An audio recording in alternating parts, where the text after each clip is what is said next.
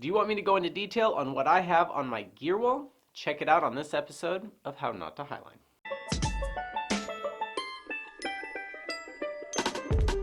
Hi, I'm Ryan Jinks and welcome to my gear closet. Today I'm going to go into detail on the climbing side of what I have on this wall. I've been asked many times to go into detail what I have here, and I've already done a video on the highlining side. I went into detail for 45 minutes going over the pros and cons and why I bought stuff and whether or not I would buy it again. Now keep in mind this is not all my gear, but just the smaller, shiny, pretty stuff that I can put on a wall behind me for videos that I make. A lot of the bulkier stuff and camping things are in my garage, and if you want me to go into detail and kind of gear review the stuff that I have out there, let me know in the comments that you like these and I'll film another episode. Now I talk about the pegboard in the previous video, but in case you haven't seen that, this is just 4x8 sheets of pegboard that I put the white side facing this way, but I also ended up painting it because I had seams and marks and things like that. Now you can't just put pegboard against the wall, otherwise the hooks, the pegs, don't go behind it when you stick them in the holes. I took 1x3 trim boards and made a perimeter around and put the 4x8 sheet on here. There's 2.5 sheets for this wall, and you can see the seams right there. Now if I really wanted to put something there, because you can't put the pegs inside, I put just a screw where I'd want to hang something like this right inside that wood. Now pegboard by itself isn't that expensive, maybe 20-30 bucks a sheet, but it's when you start having to buy the trim boards and the pegs is when it starts to add up. Now if you've seen my older videos, you'll see that I was filming in my garage, and what I had there were sheets of plywood with skinny long lag bolts just screwed into it, and it was plenty strong. And that wasn't ever intended to be a studio, which is why it was so dark. But it looked really nice, it filled the garage really well, and I did that for pretty cheap. Now if you have a space that you could hang gear instead of just keeping it in tote boxes or whatever, then you could just buy one sheet of pegboard and put, I recommend if you don't need to film behind it, the brown side out, and it doesn't show as many of the marks. And then you only need to buy a couple pegs. You don't have to like go all out or crazy, but you could. You may wonder why I'm not filming in my garage. It's because when I was setting it up, when I moved to this house, it was 110 degrees in that garage because it was summer. And I was like, oh hell no. So we just put this smaller wall behind here. It's in my office. It's right next to my computer. Makes editing a lot easier. However, real life now is every time I go on a trip, I take all this down. And then I've got to put it all back up all nice, which is, you know, kind of forces me to keep my shit together. But yeah, this is, I actually use this, and so it's kind of hard, especially if I'm like filming an episode over a while and not just one take like this. Yeah, having your gear behind you is a lot more difficult than just having a beautiful picture of Yosemite. But people like it. Now before we get into the climbing stuff, let me tell you why I have so much climbing stuff. It's because I'm only 2 or 3 hours away from Yosemite, and so since I learned climbing there and was inspired by El Capitan, I've climbed 17 big walls successfully, 6 of which have been El Capitan, and our most awesome trip was when Justin Smeston and I did the Zodiac clean. And so that was a little nerve-wracking using inverted cam hooks for 30 feet and sawed-off pitons, which I'll show you in a little bit. Those are actually pretty cool. But yeah, I did a lot of climbing before I transitioned into highlining, and I can get a lot more of the best feelings from climbing the entire time I'm highlining. And in my opinion, it's a lot safer to highline because when you're scared, it's usually like just a mindfuck you got to deal with. Whereas if you're scared climbing, there's probably a good reason you're scared, and you might die or hit a wall or injure yourself. Okay, we're going to insert a quick plug here for the International Church of Slacklife. Go to slackline.com, join the most stoked-filled church today, and grab a t-shirt and sign up for the newsletter. We have a book of Slack, we have sermons, there's tons of stuff on there. Go check it out. And also, to really help this channel do a lot more of the stuff that I'm really visioning doing, please go to patreon.com and donate $1 per episode to help make this channel even better. So now I hardly climb, but I did it for 10 years, so let me tell you the things I've learned about the gear. Let's get started. My locking carabiners are, I have a couple favorites. I have just a couple of these big boys. This is from Black Diamond, and I prefer the auto locks because more oftentimes than not you forget to lock these things, and just because it's bigger doesn't mean it's stronger. The other two lockers I have are Camp Photon lockers.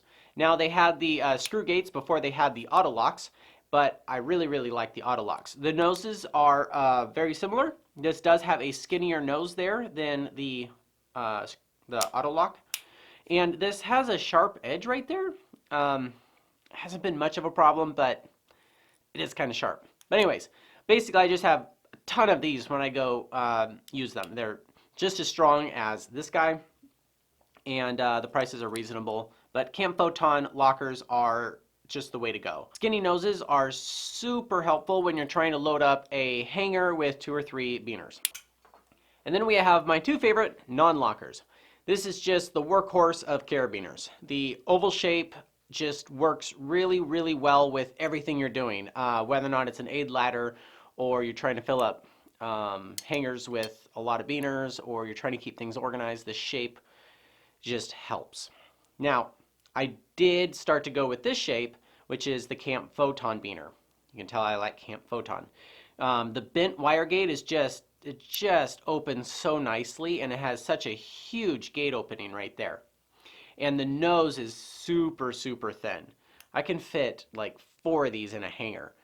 Not that I generally do that. But I mean, if you're all clustered up on a big wall anchor, it's really nice not to have some fat noses. This is what I put on all of my aliens and these cams here, and I ended up putting them on my Black Diamonds as well. So my shoulder length slings, these are like anything I'm clipping a rope to, I have for this. They're super nice. These are my 2 ATCs. I bought just your plain old boring ATC back in the day when I didn't know better. I really like these kind. There's so many these days, but this is just your Petzl kind. It's the Reverso. It's so you could hang it there and then belay, hang that on your master point, and then belay your follower without having to actually have it on your harness. Ideally, you'd want to put a string there, so if you have to pull it back to give them some slack, which really sucks if you don't have a setup for that. However, this nose fits in there. Yay for skinny noses, and then you can just pull it back. So that's why I don't have a string. But the Petzl Reverso is my go-to ATC when I use ATCs. Because I really like passive belaying. So if somebody's not paying attention, I know I'm safe as a leader and I'm not worried about them texting somebody while belaying. It happens. This is the Grigri 1. This is the Grigri 2. And this is the Grigri 3. Now I actually really like the Grigri 3, or Grigri Plus. And it has just like, if you pull it too fast, it auto locks. So you can't like slide down your rope. I prefer these Grigris over the cinch. I had a friend with a cinch, and it just, if you weren't hanging on to it, it wouldn't lock up. And I mean, otherwise, why would you just use an ATC, right? So these are pretty good, especially the Plus. It doesn't lock up so much that you can't like belay somebody properly, because that really sucks when you can't give rope and you're trying to stand up on your tippy toes. But I like rappelling with this. I still use a prusik with this because I hate rappelling. The lack of redundancy just scares the shit out of me. So yeah, go Grigris. Here are my Trango balls. So let me show you how these work. You have this half circle, half ball with a wire, pulls it down, and you slide it in, and you would think these would work, right? The only one you can tell that I have used is that guy.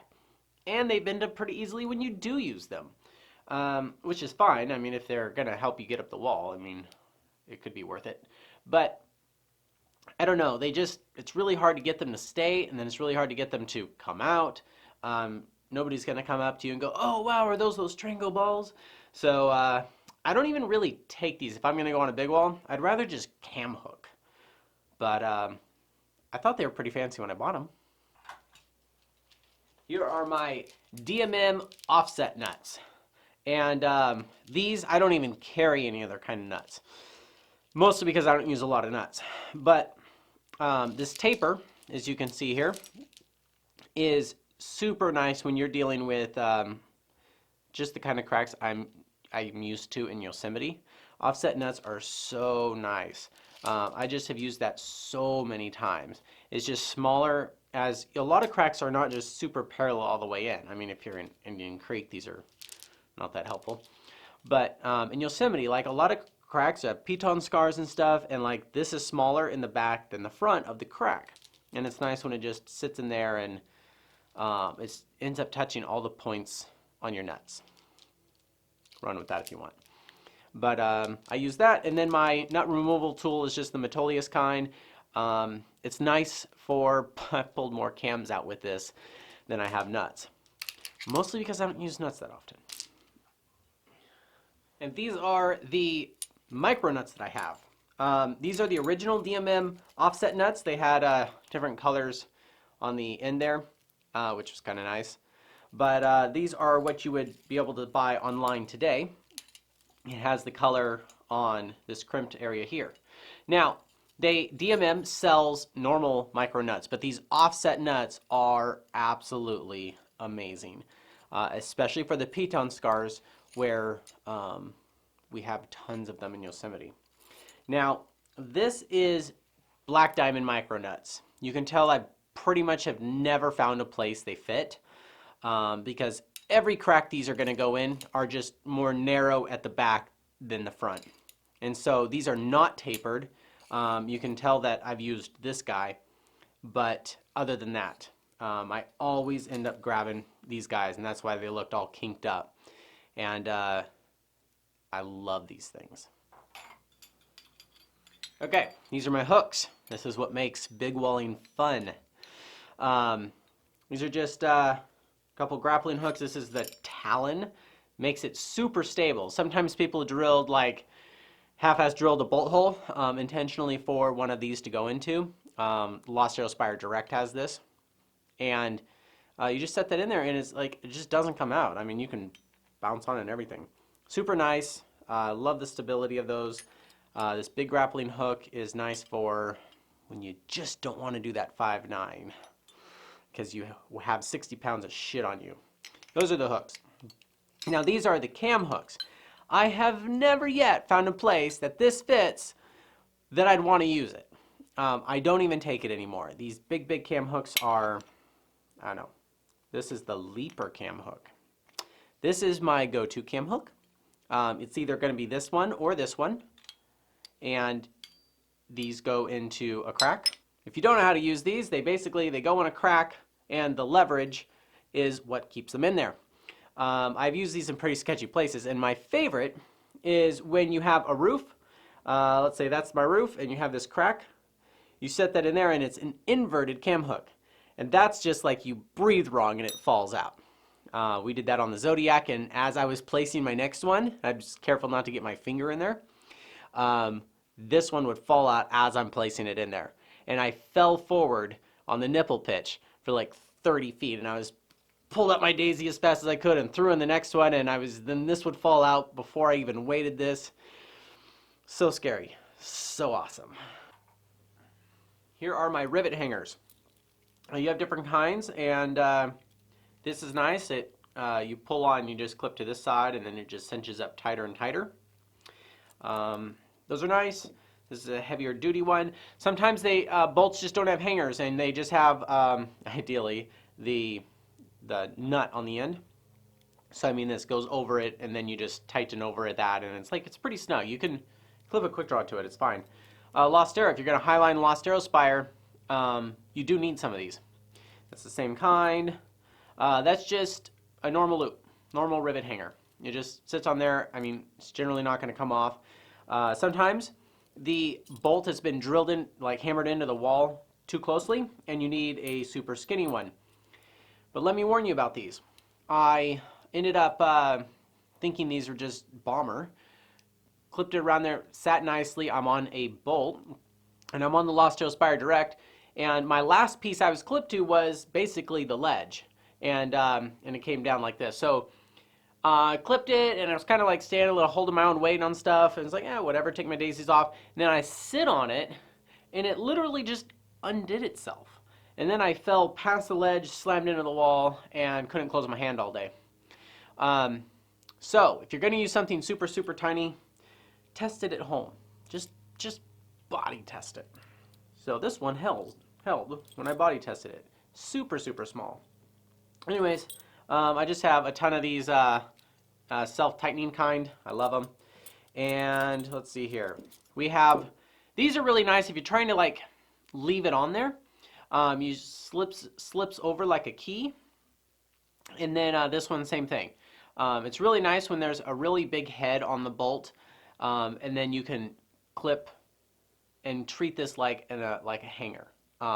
It's not something you leave on, but they're really nice to have handy. So if you're going to do some hardcore big walls, you can just take these. What's funny is you can just take these DMM nuts if you just have like one rivet you're going to deal with. Slide that down, slip that over, and then just suck that up, and then just there's your rivet hanger. You don't need all those fancy things if you're not going to be doing rivet ladders. Okay, here are my pitons that I basically never use. So this is your, no, that's a sawed off. This is an angled piton. It's your standard idea of what you think of when you see a piton. Now anything bigger than this, and I do have some bigger ones up there, a friend basically gifted me all those. I don't pretty much ever use them. I did buy the beaks, I did buy some Lost Arrows, but just like even that size, you can probably fit something else in there. It's just better to climb something clean. They call the rocks that are scarred, piton scarred, because pitons damages stuff. So, angled. This is a beak. Beaks are, you can actually use these to climb clean. You can just slot them into things and hope they hold. Ideally, they don't need to have a hammer to tap them back out after you weight them. I've never had to tap them back out. But these are super nice. I've got some big ones. I do take these when I climb hard stuff. These are Roops, very thin cracks. Pretty much all the thin cracks in Yosemite have been hammered out enough, so these more or less don't work unless you're climbing A4 stuff. But I have a couple, and pretty damn thin. But that's when it gets dicey. Here's some blades. These are nice. I have used actually a couple of these for just ultra thin cracks. Sometimes you have to stack them. There's all sorts of tricks you can do with pitons. Here's Lost Arrow piton. I have used these. It's nice for if you're on a roof, for the stuff that I haven't climbed clean. Very rarely have I used these, but it's nice to just smash that in there and you know it fits. They often get stuck because you smash because you're scared instead of just what it needs. And this is my sawed off piton. You can basically see here that you cut off about 2/3 or half of the actual part that goes in the rock. And by doing this, the rock is so scarred that if it's shaped perfectly to this exact Brandon shape and size piton. So you cut that off, you grind off all the sharp angles, and then you can just literally set it in there. And it just kind of cams in there. And I just couldn't believe on the Zodiac how well that worked. It was some of my most bomber pieces on those pitches. So it's just no reason to grab a big one and just start smashing it in there. So those are my pitons. Okay, here are my copperheads. If you have just like a wedge in the rock and it's not really a crack, you can technically smash these in there and they just kind of paste in there. The silver ones are aluminum heads. Copper's a little bit softer. Basically the bigger ones are going to be aluminum. But these are for horizontal cracks. This is the crimp that holds the two pieces together. Actually that is. So then you would smash that in there and be pulling straight down on it. Because if you put something like this in there, in a horizontal crack, you're going to rip it out. But anyways, you stick that in there, smash it in there. This has been used a couple times. I have rarely used these. I would think that I would have used this guy by now, which is pretty small, especially if you compare the two. But a lot of stuff has fixed gear. A lot of these kind of placements are fixed. Generally people don't try to rip them out. People who want to have the rock pure the way it was before the first climbers were there and not have a bunch of tat on the wall. Well, if you're climbing El Capitan, it's not the original rock. Deal with it. So this is what I use. It's just a nail punch. It's not great for like the bigger ones, but I could turn it around and hit that. But it's nice to be able to clip that to your harness. I just drilled a hole through it. It's just something you get at the hardware store, and it sits on your harness. So, I mean, this is for A3 plus or harder. Those are the copperheads. Finally, the gear everybody wants to see, the cams. These are my TCUs from Metolius. These were pretty much my first small cams I ever bought. They were okay when I had them. They have 3 lobes. This orange one I found. But this one has 3 lobes. They did come in 4. Now, this is great because a lot of piton scars and stuff and cracks are just pockets, and this fit. However, if compared to an alien, which I love my aliens, the width of the head is the same. Actually, the alien is the width of the lobes, and you don't have to have these weird sides there. So I never take these anymore, especially because these come in offset sizes. This is not an offset, but these just aren't. These are only like 50% useful compared to these things. These things just fit in everything you need them to, and they're super flexible. This is not flexible. They were an okay starter cam. I wouldn't recommend buying starter cams, and just save your money and buy the right ones, which are going to be your Black Diamond cams and your aliens. Don't go with shitty lower grade cams because you're going to end up just rebuying them all later. These are my C3s, Black Diamond C3s, and I just found out these are going to be discontinued. Oh no. Same thing, it's got 3 lobes, they're micro cams. I have used the 000. The 000 is pretty damn small. Justin ended up doing he dynoed up to like this overhanging roof and then just shoved it in there, and like he was all points off aid climbing. Because he's a little shorter and like he couldn't reach, and he shoved this thing in there and it held. So these can be nice, but they are discontinued on them. They're not that popular. I think they've got different varieties of things now. Aliens come in these sizes as well, and so I'm just going to use aliens. Unless I'm doing some really hard stuff that has a lot of variety, I don't really take these anymore. These carabiners are Camp's super small carabiners. They're too small to really fit in your hand well, and so I feel like I'm using a keychain carabiner. I mean, they're strong, but they're just a bitch to use. So I pretty much put them on this gear that I hardly ever use. The weight is maybe the same as those photon carabiners I like so much. I mean, I really don't like using these. If I'm gonna have a carabiner, I want something I can grab. But these are my micro cams from Black Diamond. These are my C4 Black Diamond cams. These are single stem, dual axle pins there, so they have like this wider range when you squeeze them to fit into more variety of crack sizes. And then this is, I lost one or dropped one or something, had to buy another one, and these are what they come in now. And this is really nice because it's a lot more flexible. These are flexible if you make them flexible, but these are nice. These follow more of the alien design, which just is that single stem, and it's super nice. Kevlar, I think, is what those the ropes are. Little accessory cord there to pull down. I love the thumb loops in all of these. fits super nice. You can just like, when you're trying to hang on to stuff, you can flip it around and work with it. And I bought these carabiners. These are the Black Diamond Neutron carabiners that come with, or like designed to go with these cams, so they're like color coordinated. But the Camp Photon Beaners I like so much come in colors, and so I purchased those for my dual set. I have doubles of these because they're my main cam that I use. And this is my number 4 and 5 if you're ever doing big stuff. This is actually not as stable as you think, because like the crack becomes so big that it can turn inside. So like, especially if you're back cleaning, which is pretty common, like you're climbing and you like bump it up a little. If you don't bump this up straight, it'll turn on you. It's just as strong as the small ones, but it feels bummer. This is my big boy here. This is has the same problem as the number 5.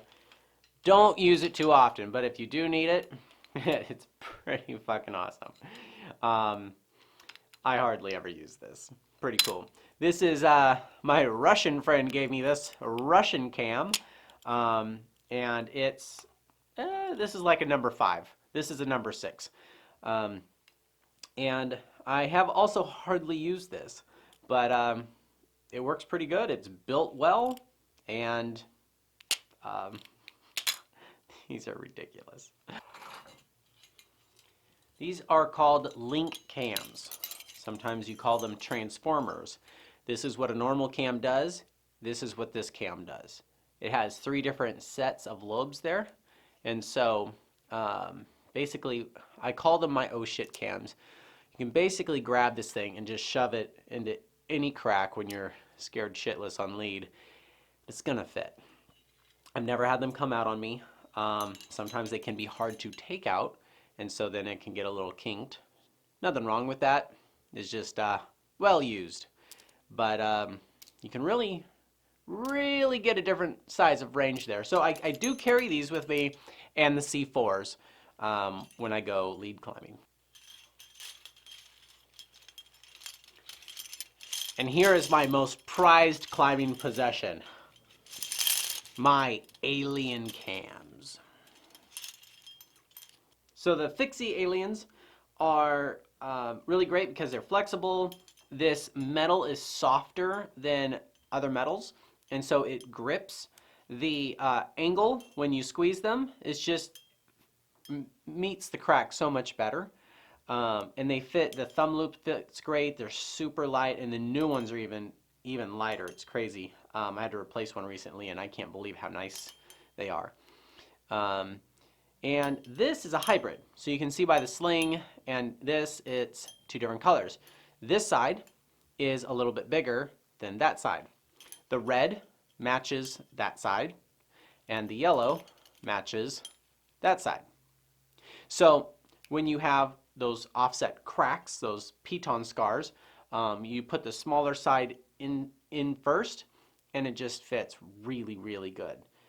Because not all cracks are parallel, and just these are so light, it's fine to have basically that entire thing sitting on your harness and lead climb with it. You literally have everything you need. These are my Black Diamond Ascenders. I've got 2 sets because, well, I've always got a partner with me, and more times than not, they don't have Ascenders. But these are just great Ascenders. I end up putting a little accessory cord right here so I can clip like my aid ladder right here, and then my daisy can go here. Otherwise, my aid ladder has to go in this hole here, and then my daisy would go on top. So, I mean, it's not the end of the world. But these oval carabiners fit really nicely in there to hold the rope in place, just as a backup. I've actually never had this just randomly open. You know, I've never slid down a rope. But you're supposed to keep that on there, especially if you're going like sideways. But these ovals are great. When you get into different shaped carabiners, they just don't sit in there very well. Somebody once thought these were magnets, and so I'm really excited to share what these are. These are 11 years of Yosemite passes. I buy the annual pass, which is substantially cheaper than paying $20 or $30 each time, because it's only $50 and $80 if you buy the all national parks passes. So some of them aren't just Yosemite, some of them are all national parks. It depends on what year. But you can see there all the months that I go. I'm only missing one because I was able to overlap with a friend's card, and otherwise I have from 2005 on. These are Tib-Locs. These are great for self-rescue. They basically have teeth in there. They're like an ascender without a handle. These things were great when I would connect them to the end of, like, I clip that to a piece when I'm on lead, and then clip that in there, preferably like a locker. The carabiner is what smashes the rope against the teeth. And then I would be able to simul climb with my friend, and we were able to do the 5 open books, which is 7 routes, 21 pitches, in less than 12 hours. And 5 of those hours is hiking back to the beginning to climb the next route. So we were doing like 4 pitches of 5-10 in a single pitch. I'm not even that confident of a climber, but not all sections are 5-10. It's just a few cruxes, and if you know to belay actively during those spots, you can go through the easier spots using this. Now this wasn't really tested. I kind of did in the gym. The rope will run one way, but if the bottom person falls when you're simul climbing, it rips the top person off the climb, and that would suck. So I found out Alex Honnold and Tommy Caldwell did this in some of their Triple Crown simul climbs after I did it, which made me feel better about having done it. So you don't want to fall simul climbing, but these are a great way to like mitigate the risk doing it, or have it for self-rescue, since it's so light, to have just this oh shit ascender sit on your harness in the back. Headlamps, the #1 cause of all my epics. So I have 5 here, and I actually have some more in my car, and I take them all when I go camping. Now, something I have been doing is I just leave the batteries out, especially if I'm storing it. That way I know they're fresh and good when I do take them. But I mean, if I'm going to go on a lot of hikes we do now, we'll hike at night, then camp, then rig the next day. And so you're hiking at night. You really want to make sure you have headlamps. Or on the big walls, it really sucks, happened twice, to have my leaders, the guy climbing, at night, because it always happens, you end up climbing at night, their headlamp goes out. That sucks when they're 100 feet away from you.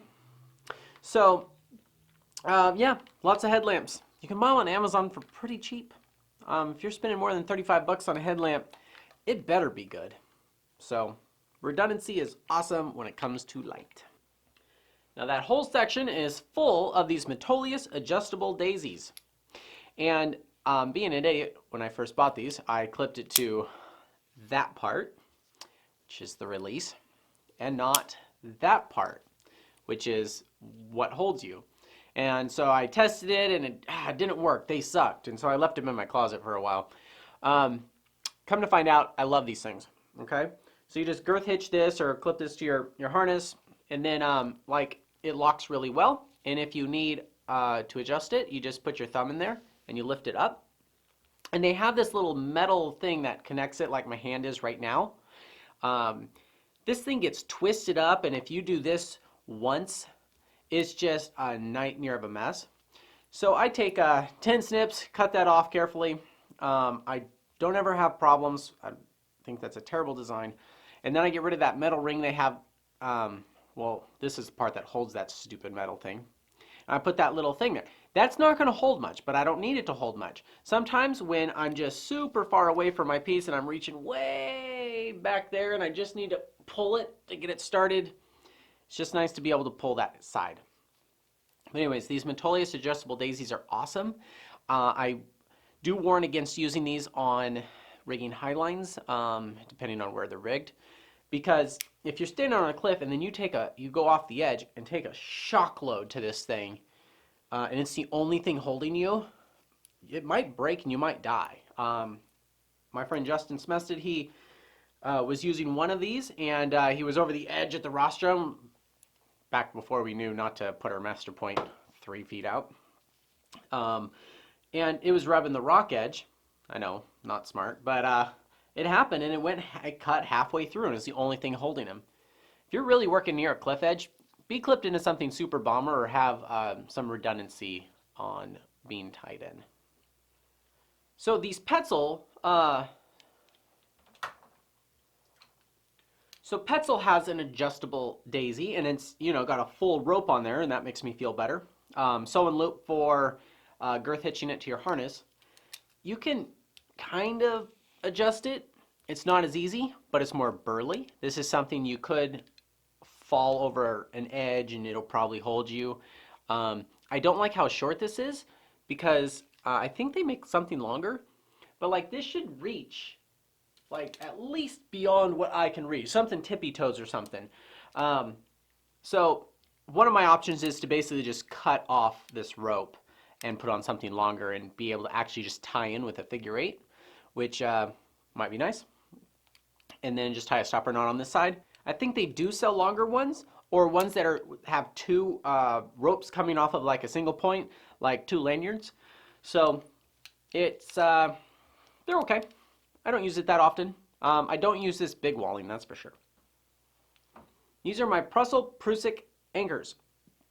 So you tie into this, or you girth hitch that, and then that knot right there, just Google how to Prusik. It's just kind of more or less a stopper knot, and then you have this loop here. And it's super long and adjustable, and this is really nice when you're working near a cliff edge. Because, I mean, you can be super far away from your what you're tied off to and be able to work in a big range.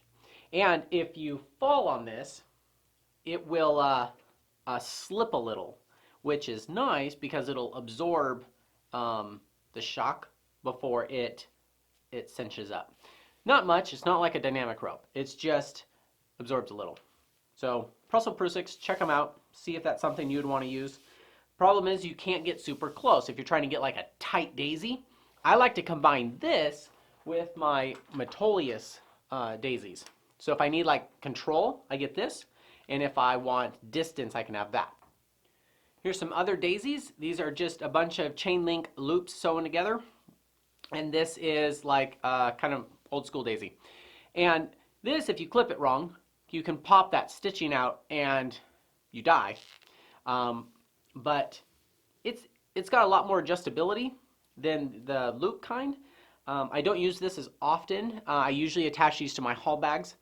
I prefer this more. I feel like this is stronger and I can do different tricks with it. It can be used as an anchor.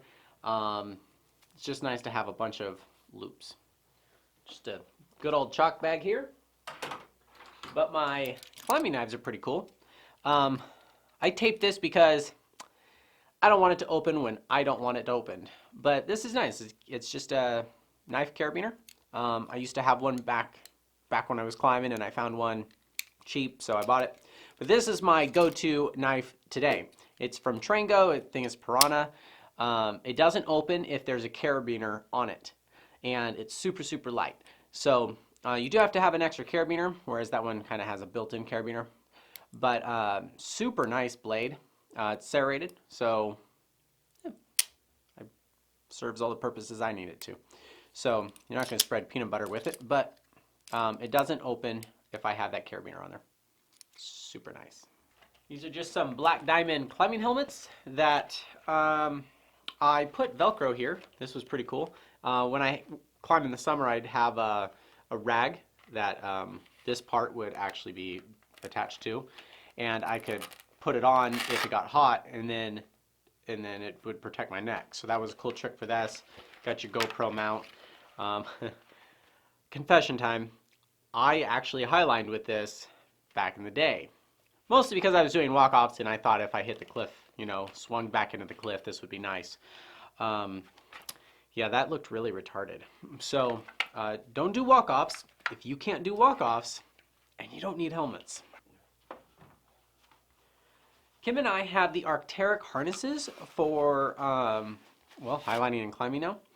I do have a big wall harness in the garage, and that's really nice if you're doing like rope swings or like a lot of cliff work rigging, or big walls. But these are super nice because they just super flat right there. It just goes right up against your back. However, it's pretty thin. So if you're in this, like this is great for highlighting because you're not really in your harness very long. You're not in your harness at all if you don't whip. So super lightweight. It doesn't reduce your mobility. These are not cheap. 60 to 90, whereas like a normal harness would be like $30. I like it. It's a great harness if you're not going to be in it for a long period of time. The climbing shoes that I have are the La Sportiva Mythos. They're all around. I'm not going to climb anything hard enough that require my toes to be like pointed down. Yeah, screw that. So I actually wear socks, a thin pair of socks with this because I'm usually crack climbing. You don't need to feel your feet when you're crack climbing. And yeah, I don't want to feel my feet. So and it keeps it from smelling bad when you have a sock. And if you're going to be in this for 12 hours, this is like the shoe to have. Small climbing slings are great. One thing I do for big walling is I take this thing, girth hitch it through my big wall harness, and then I connect one of those Camp Photon carabiners I love so much. This acts for me like a Fifi hook. I just like using the carabiner instead. It's super easy for me to put on and off. The nose is really narrow, and then that's just super flexible, and I can like stand up high on an overhang and clip stuff. So that's what I use that for. And the first thing and the last thing you want on your anchor when you're big walling is the bag. You need to be able to anchor to something once the bag gets up to an anchor, but you don't want it smashing all your gear because it's the last thing that's going to leave that anchor. So what I do is I actually just girth hitch this directly onto a climbing hanger. We're not doing much with it other than just clipping the bag temporarily to it until we could lift other stuff up and back it up.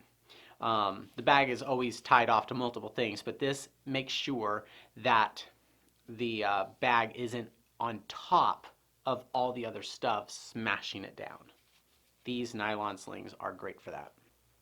These are just some Prusiks, so when you're rappelling, you can wrap it around the rope a couple times and go back down, clip to that, and you have to manually lower that or squeeze it so it doesn't lock up when you're rappelling. Rappelling feels so sketchy to me because there's no redundancy generally, and if one rope breaks or one anchor point breaks, you're done. But this does make me feel a lot better. And always put a stopper knot in the bottom of your rope, even if you think it's touching the ground. I almost rappelled off the end of rope once. Literally had that much rope left and didn't know it. Then I looked down to see where my rope was and I couldn't find it, and I realized it was in my hand. And I was on an ATC with no Prusik on a very, very vertical surface, 400 feet in the air. I'm glad I'm here. So take rappelling serious and use these. Quick draws. Oh, Camp Photon carabiners. Shocker. These are my big wall anchors, so when you get up to a climb, you have like four locker carabiners chilling right there. You get up there, you got two for the hangers, and then I like to have double strands, figure 8, super bomber, because when you're jugging, it's like the only thing you're on. You want it to be pretty bomber. And then I just make it so you can just do that, and then it just opens up really easily when you get up there. How I tie that so it stays nice and neat is you just take the loop, and you just put loops inside of each other, and I like to make sure they're tight because then you get a tighter weave. And then you can clip that to your harness. You fold it in half, and it's pretty small. These are my slings. Let me start with these guys. These are the new Mammut slings. They're built like a span set where the core, it might be Dyneema, goes round and round and round and round and round and round. And this outside sheath protects it, much like a span set. But they're like super, super stiff. I have to have rubber bands on them just so they stay nice and neat on the wall. I hardly ever use them because they're just so stiff. But they're 30% stronger and 30% more abrasion resistant, so depending what you're rigging, this actually can be pretty nice. However, these are the Dyneema slings. or Dyneema slings. And this is nice. You just shoulder length slings. You just climb with it, take them off as you need. Oh, a Photon carabiner. Imagine that.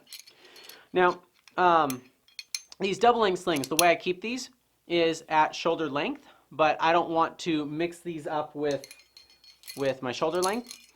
And so I fold it in half,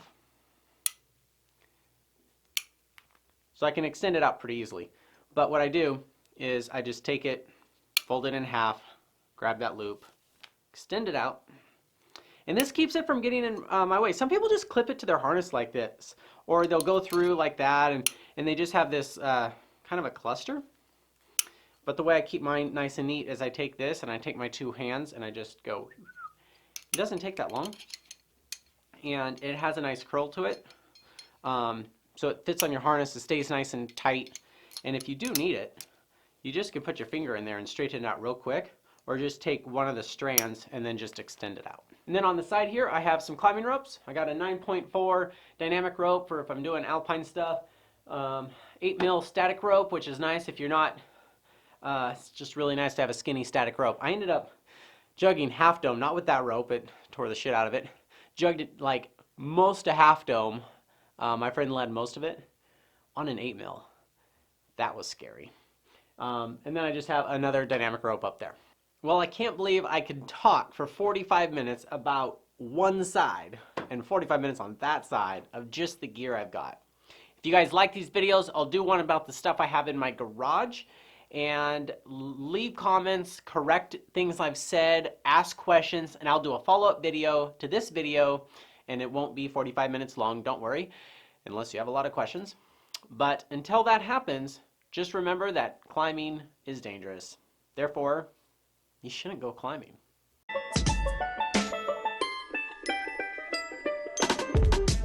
Hey, thanks for watching. But don't be an idiot and go rig your first highline or go on your first climb without going with someone who knows what they're doing. There are too many festivals and slackline groups out there and climbers at gyms to try to go learn all this stuff on your own. Kim compiled the entire list of all the Facebook groups in the world, and it's on slackademics.com under the group section. Go find somebody in your area. If you're a slackliner who really likes these episodes, please consider donating $1 per episode. It'll make all the world of a difference to me to help make this channel even better. And if you're a climber who stumbled upon this channel from Climbing Gear Reviews, consider slacklining. It's a lot of fun and the community is great.